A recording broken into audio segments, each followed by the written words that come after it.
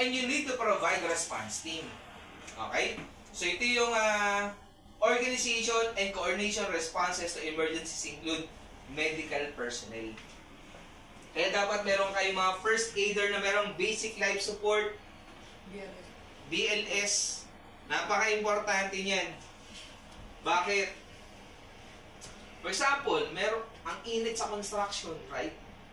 Merong biglang na heart attack, na cardiac arrest. Dalawa yan, magkaiba yan ha. Iba yung heart attack, iba yung cardiac arrest.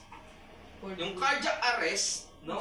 Talagang totally, huminto yung puso. Kailangan CPR. Kailangan dire-diretso CPR na yon. Pagka heart attack, i-assess mo pa yan. Kasi may ano pa yan eh. May ABC pa yan. The airway, breathing, and circulation. Pero pagka yan, wala na talagang breathing, wala nang pulso, dapat every second count sa'yo, tawag ka na agad. Tapos CPR na agad yun. Habang inintay mo yung tulong. Eh, paano kung di alam? Diba? So, yun yung problema. Okay? Kaya napaka-importante, meron tayong medical personnel at a minimum first aider. No? At meron siyang basic life support.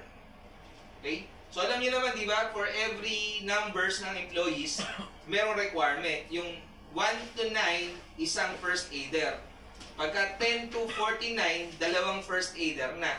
Pagka 51, pataas na, dalawang first aider, isang nurse na agad. Part-time na nurse. So, habang tumataas yun, nagkakaroon pa kayo ng physicians at ng mga dentist. Okay? Sumunod, meron kayong firefighting personnel.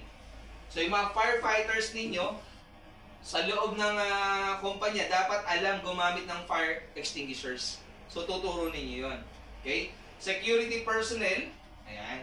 Sumunod, safety personnel, kayo yan. And also specialists from different fields. Sino-sino yan? Yung hygienist, kung meron kayo, technicians, yung mga engineers natin. So, dapat part sila ng response team.